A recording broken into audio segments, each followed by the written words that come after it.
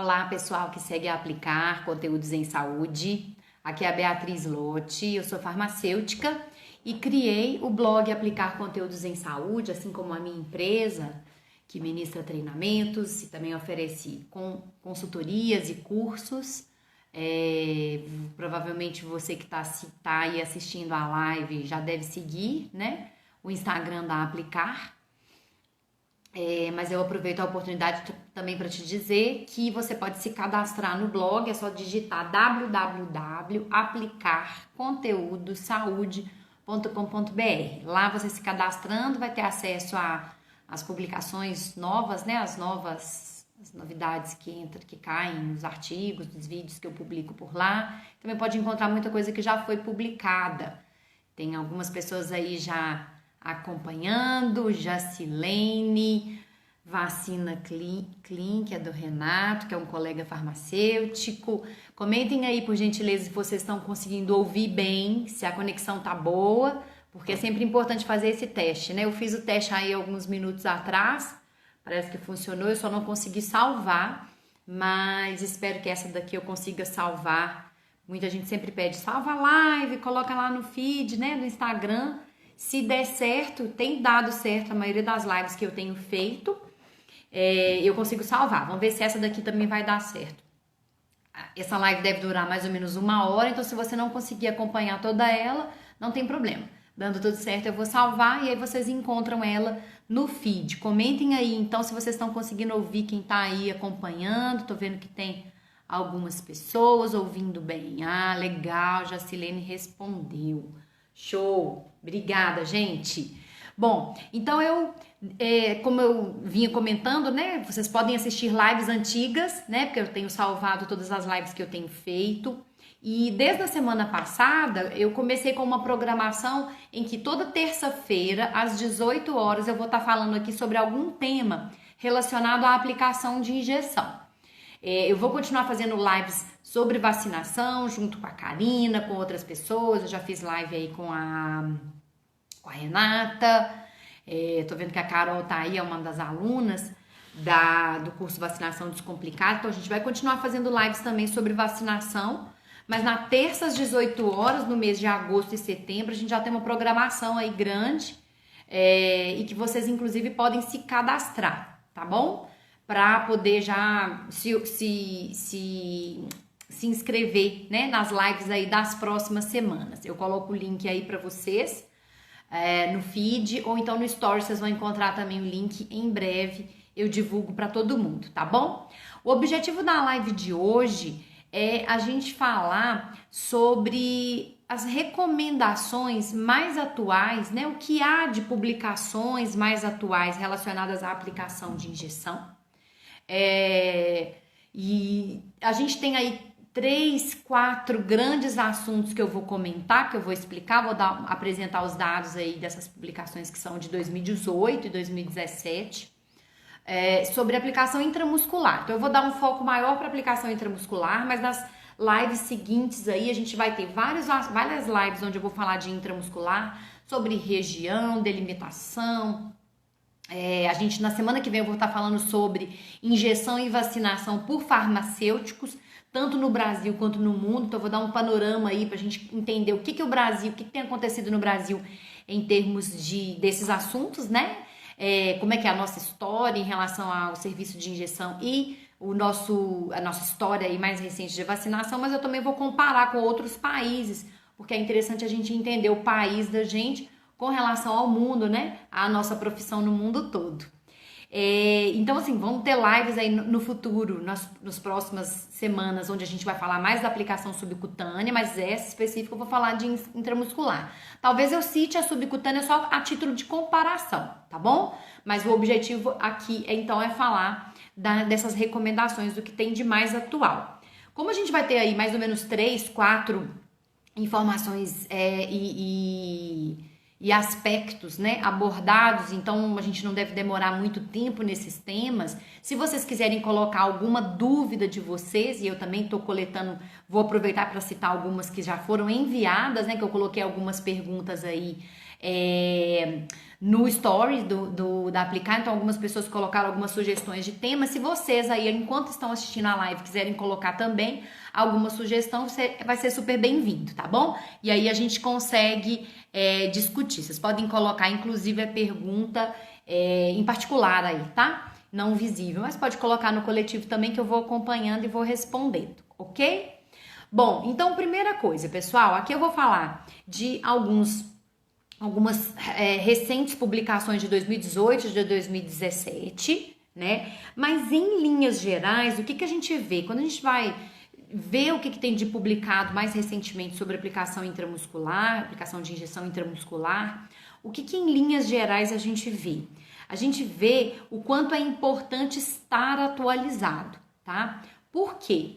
No mundo inteiro se percebe que a prática de aplicação de injeção, e isso foi analisado em estudos que aplicaram questionários entre os profissionais de saúde, principalmente as publicações que eu vi que são da enfermagem, tá?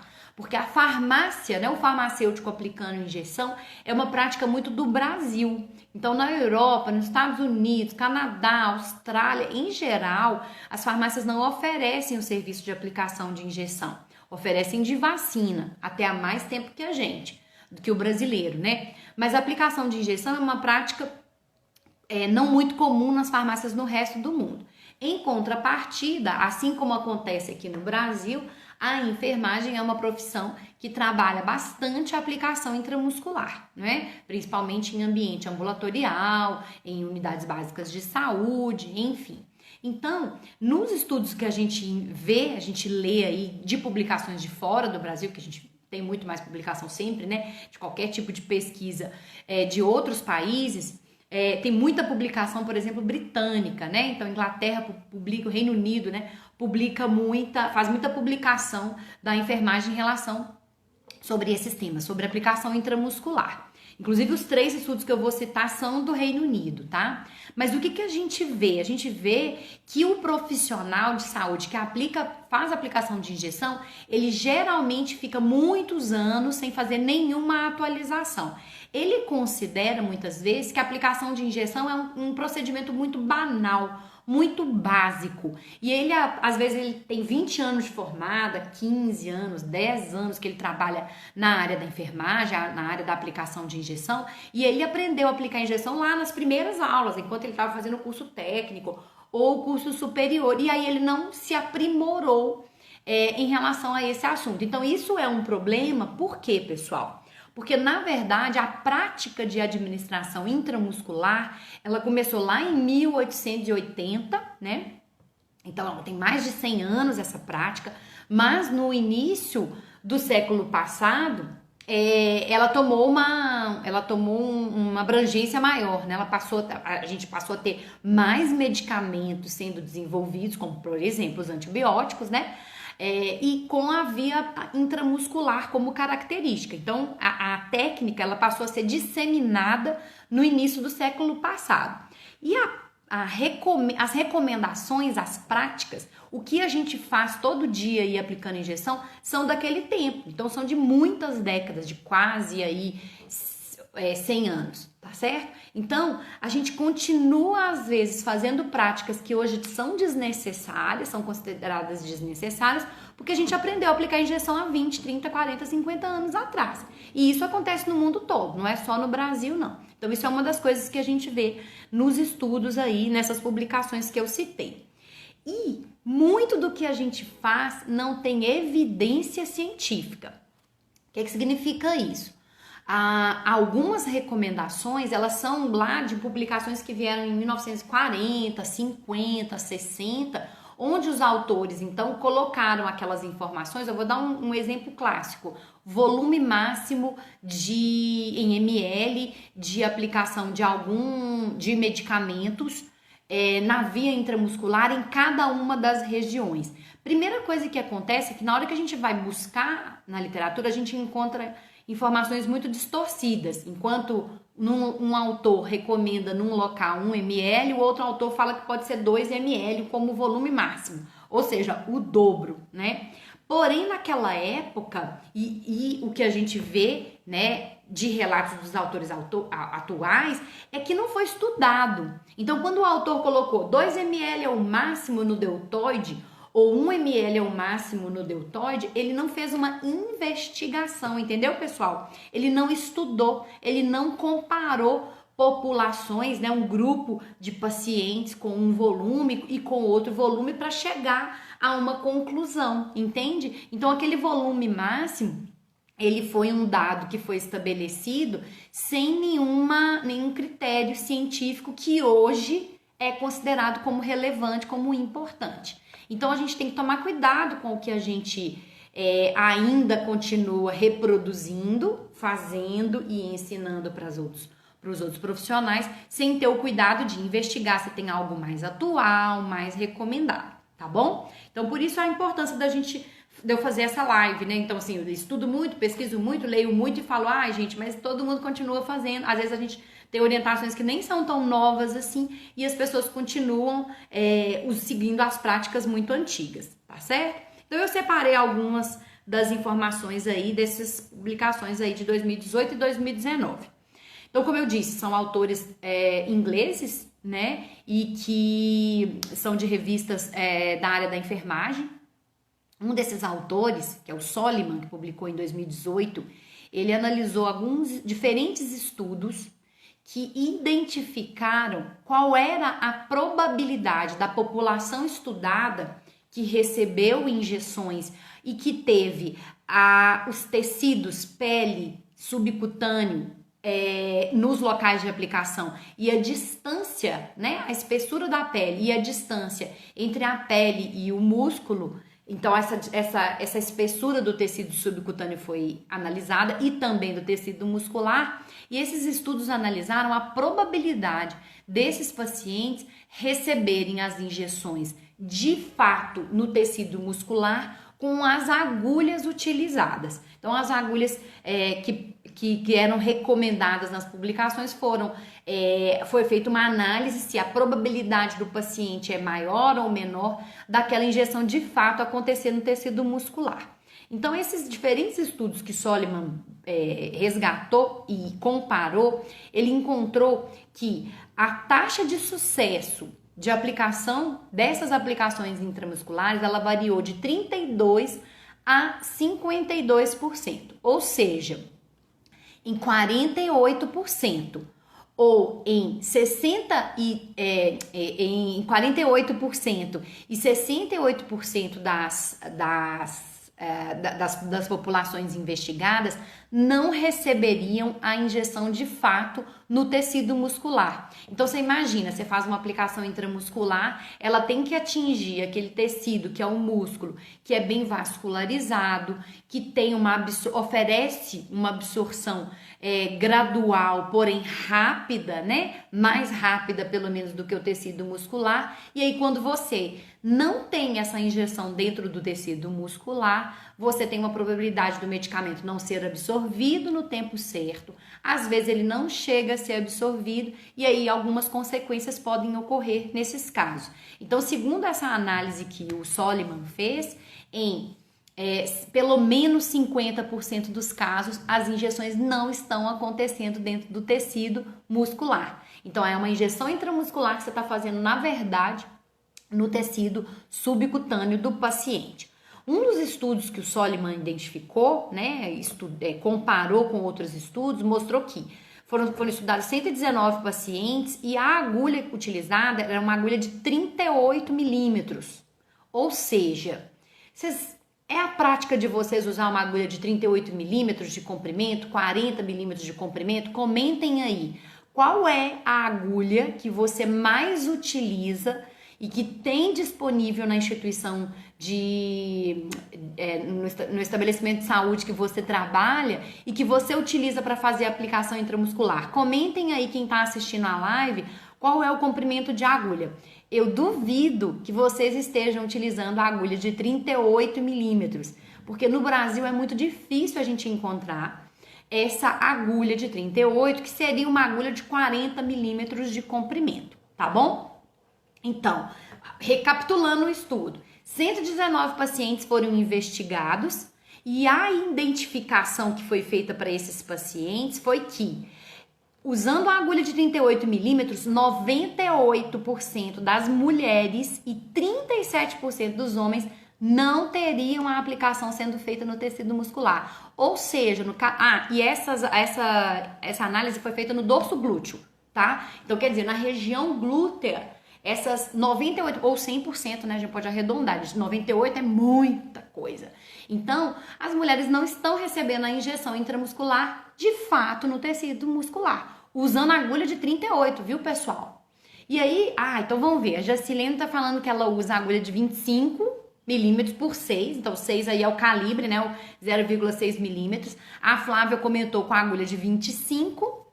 A Jacilene comentou da de 20, mas provavelmente a Jacilene tá comentando, citou da de 25 é de 20, mas provavelmente a de 20 vai ser usada, tá sendo usada em criança, né? Depois você comenta aí, Jacilene.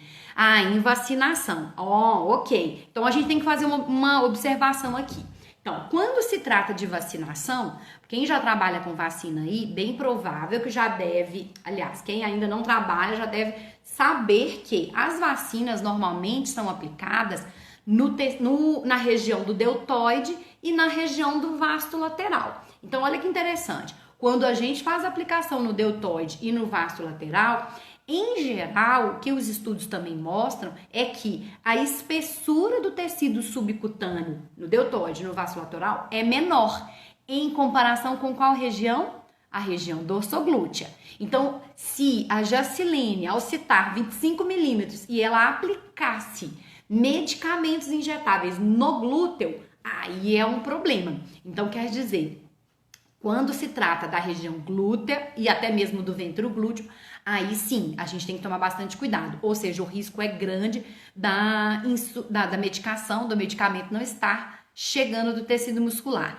A Luessa comentou que usa agulha de 30, né, Luessa? Então, depois você comenta aí qual é o lugar, né, qual seria a região que você está usando aí para fazer essas injeções. É vacina? É deltoide ou não é? E mesmo quando se tratar de vacina, se em alguma circunstância você usar outra região diferente do deltoide do vasto lateral, então, por algum impedimento eu não vou fazer o deltoide, ou porque é um protocolo da instituição não usar, lembrando que algumas vacinas, o próprio fabricante orienta a só aplicar no deltoide e não usar o glúteo, porque às vezes teve investigação mostrando que no glúteo a resposta era insuficiente e a causa dessa resposta menor é exatamente a agulha não ter chegado no tecido muscular, né? Então, recapitulando, aquele estudo que analisou 119 pacientes, 98% das mulheres não receberam a injeção no músculo. E eram injeções, no caso, no dorso glúteo. Se a gente pegasse aquela mesma agulha de 38 ou até mesmo a de 30, que é mais fácil a gente encontrar no Brasil, no deltoide, no vasto lateral, a probabilidade de chegar no músculo já vai ser maior, concordo? Então, o local é uma das variáveis. Então, essa falha, né, da injeção intramuscular, esse baixo sucesso, né, em conseguir fazer uma intramuscular, ele teve como variáveis que impactaram, foram sexo, no caso o gênero feminino. Então, nas mulheres a probabilidade é maior de ter um insucesso aí do medicamento não chegar no tecido muscular. A obesidade, então nos obesos a probabilidade é maior. O local da injeção e a profundidade também aí, né, a espessura do tecido subcutâneo. Um outro problema que acontece, que os autores colocam, é que a indicação dos comprimentos de agulha, ela é, nas literaturas que vocês vão encontrar, ela é em polegadas. Então, no Brasil, a gente fala, me dá aí uma agulha 30 por 7, ou escrito certinho, como tá na embalagem, 0,7 por 30, não é? Ou 0,7 por 25, ou 0,55 por 20, como a Jacilene citou. Então, no Brasil, a gente usa essas medidas, a gente usa a medida de metro, né? Porque é 30 milímetros, 0,7 milímetros. Mas fora do Brasil, a medida usada para o comprimento da agulha é polegada. Tanto é que na embalagem da seringa, vocês vão encontrar quando a agulha é de 25, por exemplo, 1 polegada. 2 tracinhos identificando a polegada. 1 polegada corresponde a 25 milímetros de comprimento. E aí, quando a gente vai para as publicações, a gente vai encontrar publicações de fora, né, americanas ou britânicas, como as que eu citei, elas vão informar, né, elas vão dar a informação das medidas em polegada. Então, a gente tem que saber converter e aí a gente vai identificar qual é a agulha mais indicada. Então, isso, né, o fato da gente não estar utilizando uma agulha longa o suficiente para o tecido muscular é um dos problemas. O outro problema que um outro autor coloca também é que os fabricantes dos medicamentos, sejam de vacinas e não vacinas, né, eles geralmente especificam a rota, né, que é a via, o local da aplicação, ou seja, tal medicamento na via intramuscular, tal medicamento na via subcutânea. E o local, né, eles colocam glúteo, ou às vezes não vão especificar o local, eles colocam, né, eles informam isso na bula baseado nos ensaios clínicos. Então, para a indústria lançar um medicamento, ela tem que fazer ensaios clínicos. Se ela fez os ensaios clínicos de tal medicamento no tecido muscular do dorso glúteo, ele vai indicar aquela região. Então, é onde a gente deve seguir, inclusive. Só que raramente a gente vai encontrar, ou eu diria até nunca, a gente vai encontrar a informação do peso dos pacientes que fizeram parte desses ensaios clínicos, né? Ou do sexo da população que foi investigada também. Então, lembra que gênero, sexo, né? É uma variável. O peso, a obesidade do paciente é uma variável importante para esse risco de não ter sucesso na aplicação de injeção. Então, usar o local que o fabricante coloca também não é uma saída, não é uma boa alternativa, né? Infelizmente. E raramente, é bem raro mesmo, né? No caso dos medicamentos usados em farmácia, é bastante raro mesmo. Poucos fabricantes indicam o comprimento da agulha na própria bula, né? E quando eles colocam, tem esse outro viés que eu acabei de comentar. E um outro problema são o uso dos autoinjetores ou das seringas preenchidas que já vem com uma agulha fixa, né? Então, vocês, provavelmente, quem trabalha com vacina sabe de exemplos, quem trabalha com vários tipos de medicamentos aí, vocês vão encontrar, mas principalmente no caso de subcutânea, né? Que a seringa já vem com aquela agulha fixada. Nas literaturas, nessa publicação aí de 2017, a gente vê a citação da caneta de adrenalina, que é a EpiPen, que vem com uma agulha. No Brasil, a gente não tem o registro desse produto, mas quando tiver, no futuro pode ser que a gente venha a ter, ela vem com uma agulha fixa. E como ela é uma aplicação intramuscular, com uma agulha padronizada, uma boa parte da população que for precisar desse medicamento, que é aplicado inclusive numa emergência, não vai receber essa adrenalina no tecido muscular. Ou seja, é um grande problema, porque você não consegue nem trocar essa agulha ali daquela caneta. Então, na verdade, essas questões, né, relacionadas ao comprimento da agulha, elas precisam ser melhor investigadas, é importante que se tenha mais estudos em relação a isso e orientações e publicações aí que deem uma diretriz. Enfim, vou dar uma linha geral aqui do que eu sempre oriento, que vocês já podem ter encontrado no blog ou em outras publicações aí nas redes sociais da Aplicar. Se a aplicação for feita na região do dorso glúteo, você tem que usar uma agulha de no mínimo 30 milímetros, sendo que no caso de obesos, o ideal é que você use uma agulha de 40 milímetros de comprimento. Então, nada de usar aquela agulha de 25 milímetros para aplicar na região do dorso glúteo. No caso, quando você vai fazer a aplicação na região do deltoide, né, que é o mais comum no caso dos adultos, nas aplicações de vacina, você pode sim usar uma agulha de 25 milímetros de comprimento. Você vai conseguir atingir o tecido muscular, a não ser que seja em obesos. Então, num obeso, até mesmo na região do deltoide, você precisa usar uma agulha mais longa. Então, uma agulha de 30, ela vai ser a mais indicada nesse caso, tá? Então, no caso do deltoide, eu posso usar uma agulha mais curta, né? Uma agulha de 25 milímetros, ela vai ser suficiente, mas na região do dorso glúteo é 30 ou 40 milímetros. É difícil encontrar uma seringa. Só ver uma coisa aqui.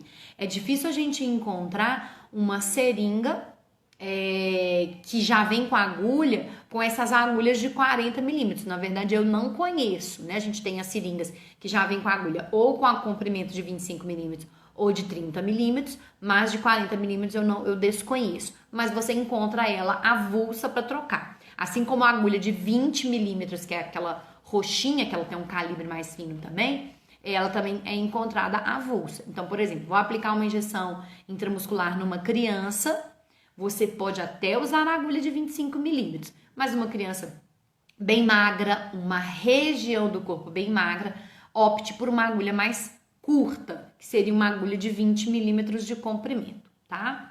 Então, só para finalizar essa questão de tamanho de agulha, eu vou comentar aqui em linhas gerais qual que é a recomendação, né, com relação ao calibre, porque eu falei do comprimento, mas não falei do calibre.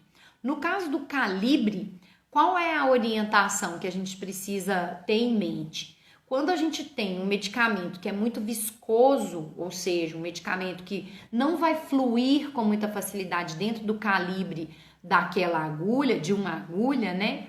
É melhor que a gente use uma agulha mais calibrosa. Então, uma agulha com 0,8 milímetros de calibre, por exemplo, é a agulha ideal para a gente aplicar um anticoncepcional injetável, porque é no caso aí, é um hormônio diluído num veículo oleoso. Então, isso dá uma viscosidade muito grande. Então, é melhor você usar uma agulha de 0,8 pelo menos, para ela fluir facilmente, né? Tem um medicamento que tem sido muito aplicado atualmente, e como ele é de uso contínuo, muitas vezes é aplicado em farmácia, que é a testosterona intramuscular. Então, a testosterona, ela é muito viscosa, é hormônio, o veículo é uma substância oleosa, e aí quando você vai injetar, principalmente em região ou épocas muito frias, a gente tem aí uma dificuldade maior do líquido passar ali pelo calibre da agulha, né? Então, às vezes acontece da pessoa ter dificuldade ali de empurrar o êmbolo, de aspirar também, né? De tirar aquele medicamento de dentro da ampola. O profissional acaba tendo essa dificuldade e na hora de injetar também. E aí, se o profissional estiver usando aquela seringa que tem um dispositivo de segurança e que tem um dispositivo de segurança que é uma quebra do êmbolo, imagina ali na área interna da seringa, que é a seringa Solomed da BD, se a pessoa não estiver usando a agulha certa, que é uma agulha com calibre maior, ela vai às vezes fazer uma força muito exagerada no êmbolo. Se ela fizer essa força exagerada no êmbolo, o êmbolo pode quebrar enquanto o medicamento ainda está sendo aplicado. Isso gera um susto, porque dá um barulho, então é um outro problema que pode acontecer. Então, como resolver esse problema? Como conseguir aspirar o líquido da ampola com facilidade e injetar? É escolher o calibre adequado ao tipo de medicamento. Então, para um medicamento diluído numa substância oleosa, que é o caso dos anticoncepcionais, preferir uma agulha com calibre maior. Você até consegue aplicar com um calibre menor, mas você vai encontrar mais dificuldade. Então, o líquido não flui com facilidade, tá bom? Quem quiser deixar perguntas aí, fica à vontade. Deixa eu ver se teve alguma pergunta. Às vezes eu me distraio aqui até para conseguir me concentrar, tá? Então, teve só os comentários lá dos comprimentos de agulha. Então, quem quiser deixar aí alguma pergunta ou uma sugestão para uma próxima live, que às vezes é uma sugestão de algum assunto que eu vou falar numa próxima live, eu comento aí com vocês e a gente já vê a programação, né? E também com relação a algum assunto que seja rápido, que a gente consiga falar aqui mesmo, aí a gente pode tratar aqui mesmo, tá? Uma pergunta que foi encaminhada é sobre, e que tem a ver, e que também foi abordado nessas publicações que eu citei aqui, é a questão de fazer ou não fazer prega na aplicação, tá? Tem dois assuntos, prega, a delimitação do deltoide, que eu ainda vou comentar aqui, e a questão da aspiração, tá bom? Então, com relação à prega, Qual é a orientação mais atual que essas publicações mais recentes colocam? A recomendação é, numa injeção intramuscular, não existe justificativa da gente fazer uma pinça, uma prega. Para que serve a prega? Para evidenciar o tecido que eu quero atingir. Então, no caso de injeções intramusculares, não há justificativa de fazer essa pinça, essa prega, para evidenciar o tecido muscular. Então, a recomendação é esticar o local, preferencialmente fazendo a técnica em Z, vocês devem ter assistido, se não, podem ver no feed do Instagram uma live que eu fiz na semana passada sobre técnica em Z. Então, a técnica em Z nada mais é que esticar a pele e não fazer prega, tá? E a recomendação atual de não fazer prega na injeção intramuscular é porque quando você faz a prega, você acaba evidenciando o tecido subcutâneo. Então, ao invés de você evidenciar o músculo, porque você quer garantir que a injeção chegue no músculo, que o medicamento chegue no músculo, você acaba trazendo também o tecido subcutâneo, certo? Imagina, se a gente já tem uma chance de atingir o tecido subcutâneo ao invés do músculo, por causa do tamanho de agulha, por causa daquelas variáveis que a gente comentou, que os estudos mostram, que é o gênero, a obesidade e o local de aplicação. No caso, quando a gente faz a prega, a gente aumenta ainda mais essa chance. Imagina fazer uma prega, né, para uma injeção intramuscular na região do glúteo. Você não vai conseguir evidenciar o tecido muscular, você vai estar acumulando ali o tecido subcutâneo e aumentando a chance da injeção ser feita no subcutâneo ao invés do tecido muscular, certo? Então, o correto é esticar, preferencialmente fazendo a técnica em Z, que a gente pode assistir na live que eu coloquei, né? Que tá aí disponível para vocês assistirem no feed da Aplicar. E então, a técnica então assim, a regra é não fazer prega para aplicações intramusculares. Em contrapartida, ao fazer uma aplicação subcutânea, a gente vai fazer sim a prega. Porém, ao invés de a gente fazer uma prega... não, deixa eu terminar uma coisa aqui. Sobre a prega muscular, a gente tem que... não vai fazer a prega muscular, mas tem situações onde a gente vai fazer. Criança, é recomendado fazer prega muscular quando você identificar que precisa. Então, uma criança bem magra, criança bem pequenininha, você pode ali fazer uma prega muscular, inclusive na região da coxa, que é a região mais indicada para criança. No caso dos idosos, a gente também pode fazer uma prega muscular. Claro, também o idoso que tem pouca massa muscular. Porque aí, o que você vai fazer? Você vai esticar a pele, vai evidenciar esse tecido muscular, vai acumular o tecido muscular ali para poder aplicar e diminuir o risco da agulha atingir o osso, né? Porque a gente tem um tecido muscular aí pouco volumoso, pouco pequeno, né? Com pequena espessura, no caso do idoso e da criança. E pacientes edemaciados também tem essa recomendação.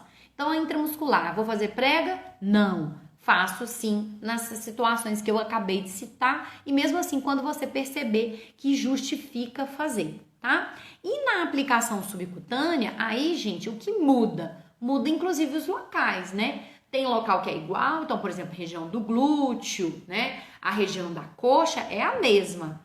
Naquele mesmo local eu faço uma intramuscular ou uma subcutânea, mas eu mudo a técnica de aplicação. E também eu faço em outro local. Então, enquanto uma intramuscular eu faço no deltóide, eu atinjo o centro do deltóide, uma subcutânea no braço eu faço na porção posterior do braço. E aí eu faço prega ou não? Faço.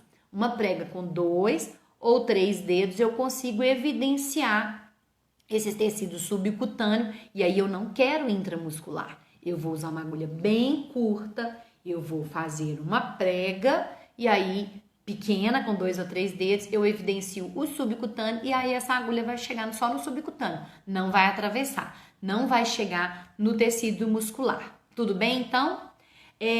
Uma outra questão, alguém comentou aí, antes de eu ir para essa questão da aspiração e do deltoide, a Flávia comentou, você pode mostrar no seu braço a técnica em Z? Assim, eu não vou conseguir mostrar a técnica completa, né? Porque eu também nem tenho seringa aqui, também para me auto-aplicar no braço é impossível. Mas o que seria, Flávia? Vamos lá.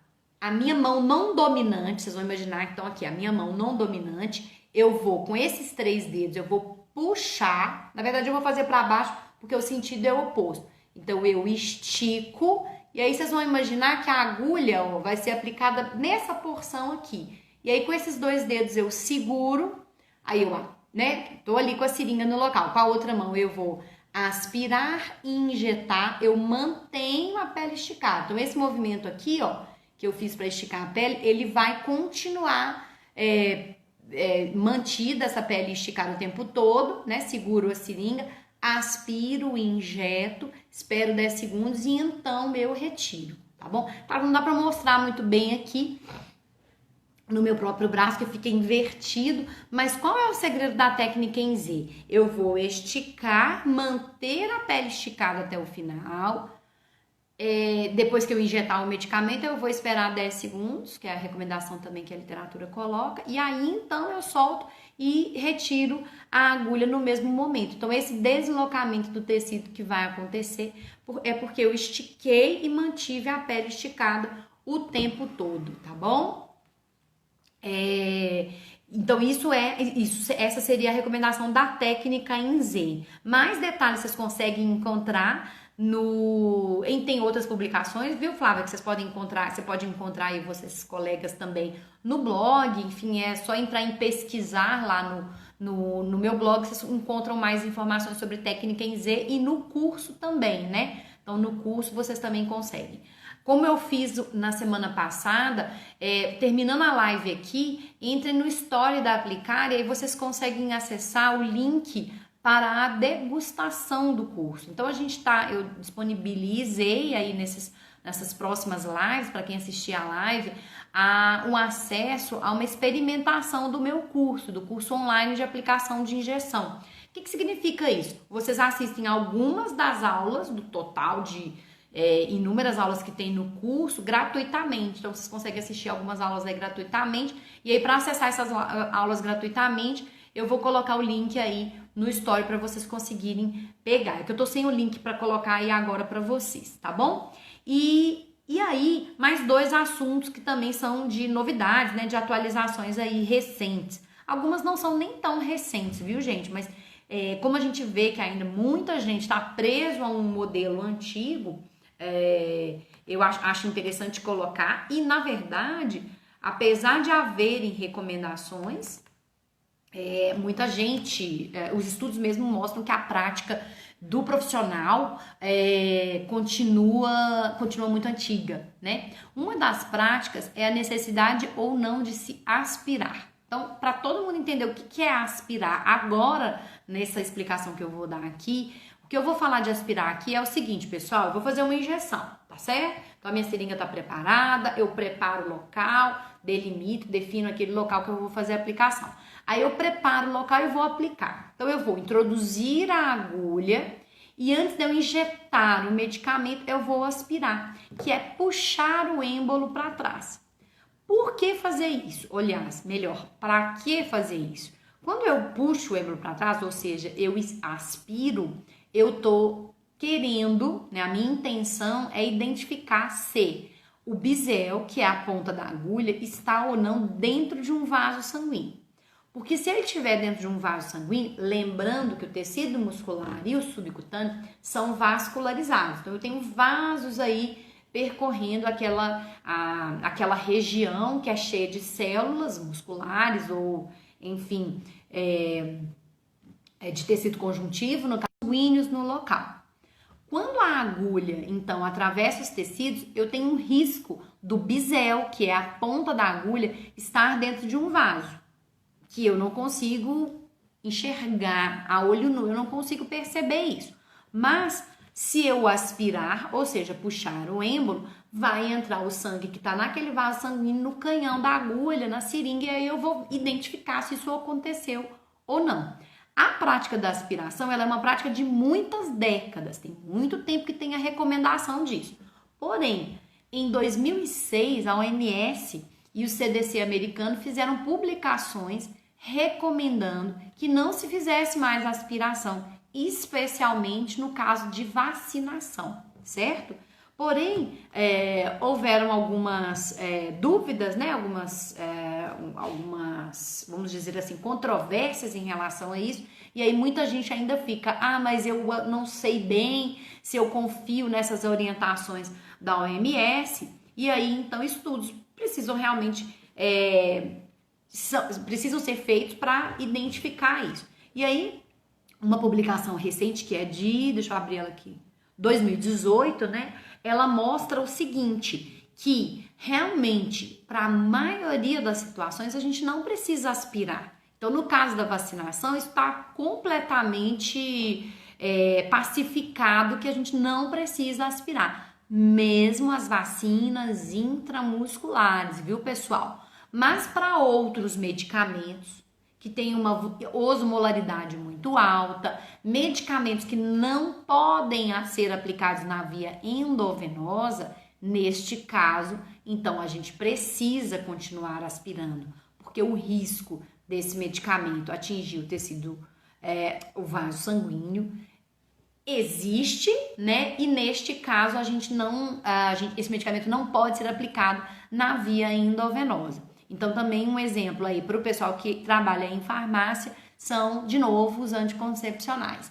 E a outra questão que tem e que outras publicações também colocam é que na região do dorso glúteo há a justificativa de se continuar fazendo a aspiração, porque nesse local você tem risco maior do medicamento cair em corrente sanguínea, enquanto no deltóide você tem vasos menos calibrosos, a chance é menor de um medicamento entrar na corrente sanguínea, ok, pessoal? Deixem comentários aí, todo mundo, dúvidas, assuntos que vocês queiram ver em outras lives aí. Então, e aí aproveitando, né, que a gente tá falando de aspiração, é bom sempre separar as coisas. Nos cursos eu gosto muito de deixar claro, porque às vezes a pessoa fala, nas injeções não precisa fazer isso ou tem que fazer aquilo. Tá, depende. Quando a gente fala injeção, pode ser uma injeção endovenosa, intramuscular, subcutânea, intradérmica. Então, vamos entender que cada uma das vias a gente vai ter as suas diferenças. Então, numa via subcutânea, precisa ou não precisa aspirar? Isso também já é algo que está totalmente sedimentado. Não há necessidade de fazer aspiração nas injeções subcutâneas. Então, insulina não precisa aspirar, outros hormônios não precisa aspirar, anticoagulantes e vacinas, sempre, no caso aí de vacinas, né, vacinas em geral, não só subcutâneas, não há necessidade de fazer aspiração, tá? Tem gente que fala, eu vou manter a prática da aspiração porque vai que aconteça alguma coisa. Só que aí nós temos algumas questões.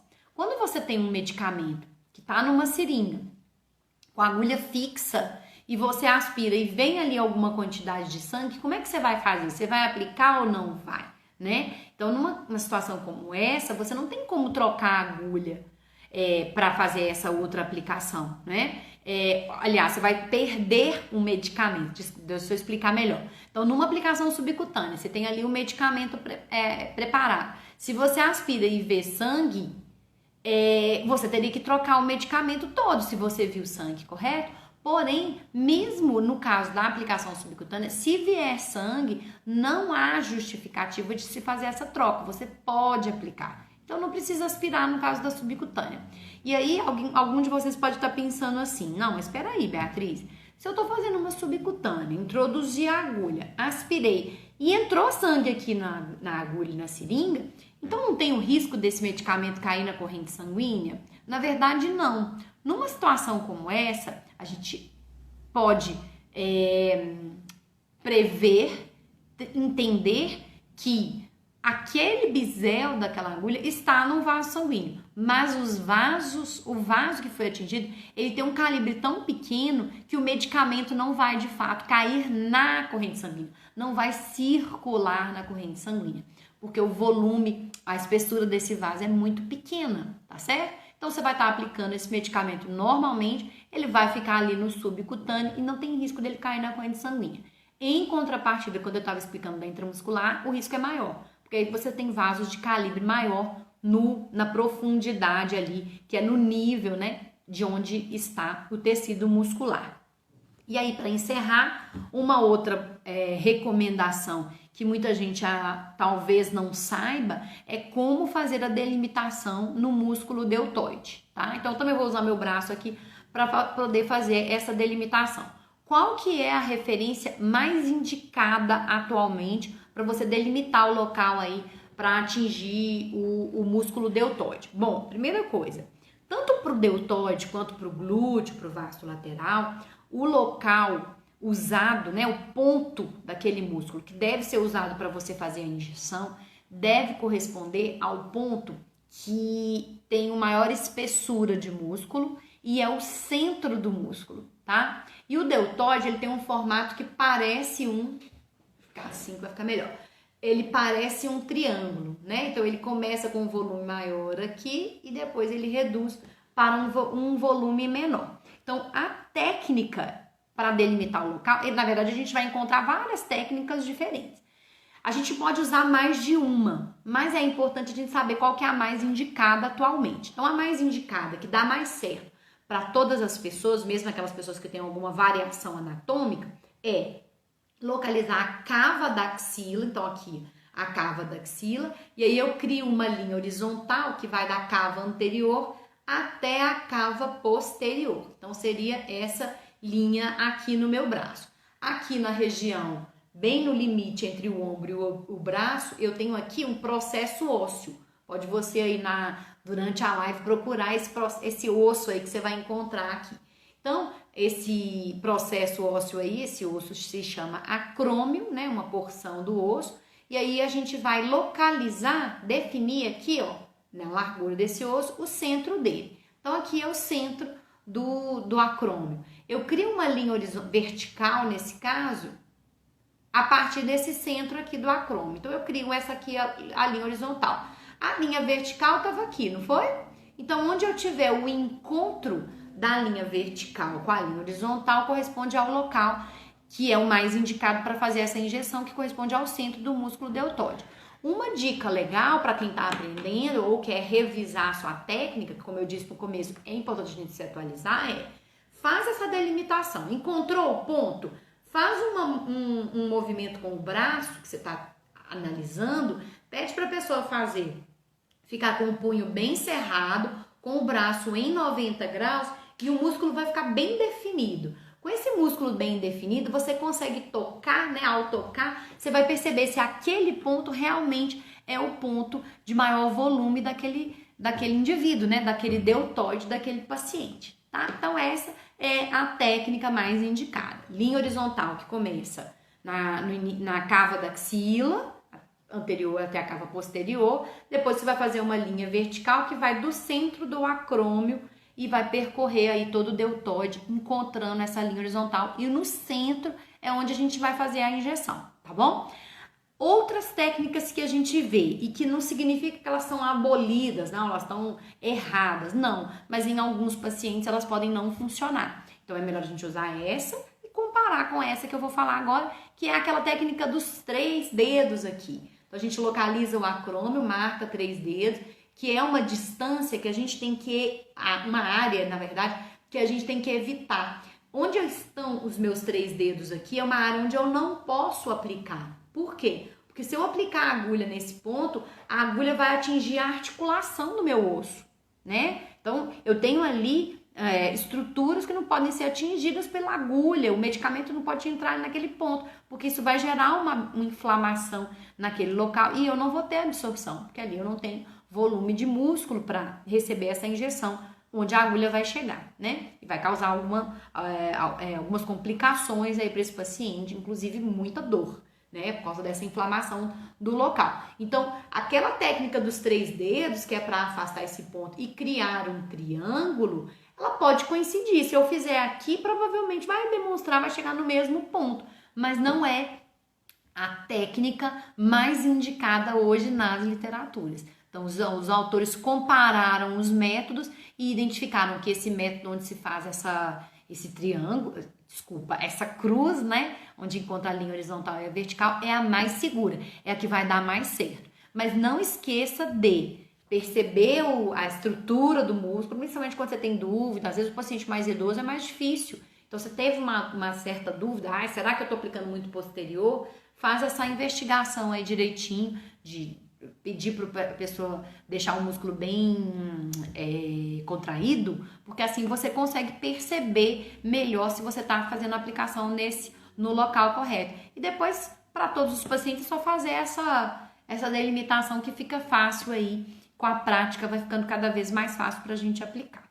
Então, essa técnica de delimitação do deltóide é mais uma das recomendações aí que a gente percebe que está sendo atualizado. Como eu comentei no início, muitos aspectos de orientação, de procedimentos, de aplicação de injeções em geral, são baseadas em referências muito antigas e que não foram resultado de investigações, de estudos, de pesquisas, e sim de uma percepção do profissional. Então, é um conhecimento empírico que entrou numa publicação, num manual, num livro, e que se a gente não investigar melhor, não se atualizar, a gente vai estar aplicando de forma inadequada. Os medicamentos mudaram também, né? Então, uma característica, voltando àquela questão do volume que eu comentei no início da live, quem não estava no começo pode depois assistir, que eu vou salvar ela aí no feed no Instagram, né? É que aquele volume máximo indicado para cada uma das regiões que a gente vê em alguns livros, aquilo não foi investigado. Então, é uma informação muito empírica, certo? E aí, o que os autores têm colocado hoje em dia é que tem tratamentos hoje que não existiam lá atrás, na década de 50, 40, 60, e que hoje esses tratamentos estão mostrando que volumes maiores do que os limites no passado podem ser aplicados sem nenhum prejuízo, desde que outros fatores sejam analisados, como, por exemplo, o pH do medicamento, a viscosidade dele, né? Então, esses aspectos que estão sendo relevantes aí. Então, às vezes, você vai ter um medicamento que você pode aplicar um volume bem grande, desde que ele tenha um pH mais normal, mais próximo do biológico, né? Do sangue, dos tecidos. E, enfim, esses aspectos são mais importantes do que o volume, tá bom? Ninguém deixou mais pergunta, então eu tô achando que tá todo mundo tranquilo com relação a esses assuntos, mas se quiserem deixar sugestões, manda também, coloca aí enquanto eu tô finalizando a live, né? E depois manda para mim também no direct, pode mandar no WhatsApp também, quem quiser, encaminha aí as sugestões que vocês têm. Nas próximas semanas, então, a gente vai comentar, né? Deixa eu achar aqui, só a minha programação que eu tenho aqui. Então, na semana que vem, pessoal, na live a gente vai falar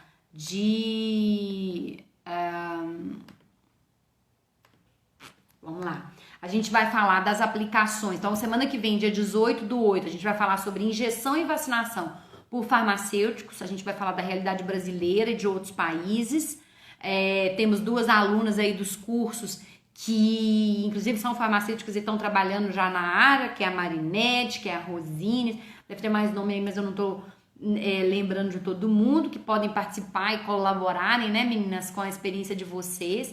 E a gente vai comparar o Brasil com outros países para saber como é que a gente está em relação ao mundo inteiro, né? No dia 25 de agosto, a gente vai falar de anamnese na aplicação de injetáveis. E em setembro, a gente vai falar de assuntos que são bem técnicos. Precisão e segurança na aplicação de injeção. Depois nós vamos ter 2 lives de intramuscular e 2 lives de subcutânea. Então chama a turma toda aí. Eu não vou conseguir colocar o link porque eu não consegui puxar ele para colocar aí, infelizmente. Mas para quem puder, procura depois pra gente. Aí no story da Aplicar, quando eu terminar, eu já coloco um story aí com um link para vocês poderem acessar, tá bom? E aí vocês garantem a inscrição e são avisados do momento que a live vai chegar, que a live vai acontecer. Mas é só marcar aí na sua agenda. Terça-feira, toda terça-feira às 18 horas, a gente vai estar aqui falando de injeção. Técnica em Z, Jacilene, tá terminando aqui, deixa eu falar rápido. Técnica em Z não minimiza dor, tá? Então, também publicações recentes analisaram isso. A técnica INZE evita refluxo, mas quanto à dor, não há prova de que ela diminua a dor, tá? O que foi investigado até hoje é que não faz diferença em termos de dor, mas tem outras questões que vão impactar na dor. E o Odi Júnior colocou, posição do bisel, tem posição nos diferentes músculos? Boa pergunta, tá? É um assunto legal até para colocar numa live. Como isso não é muito investigado, Odi, a gente não encontra. Então, assim, eu tenho sempre pesquisado, sempre lido, que tem sido publicado recentemente, e não há menção sobre bisel. Menção nenhuma. Bisel, eu vou falar em linhas gerais aqui, vou despedir de vocês em 5 minutinhos.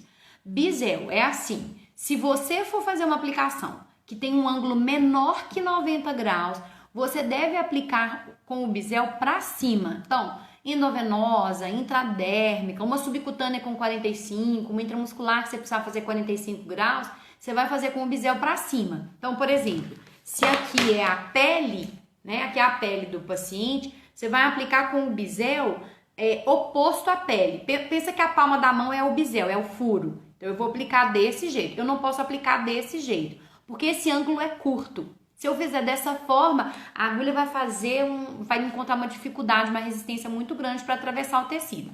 Ângulo pequeno, menor que 90, tem que fazer então dessa forma. E se o ângulo for 90 graus? Então, imagina que o braço do paciente, 90 graus. Para baixo, para o lado, para cima, bisel para cima.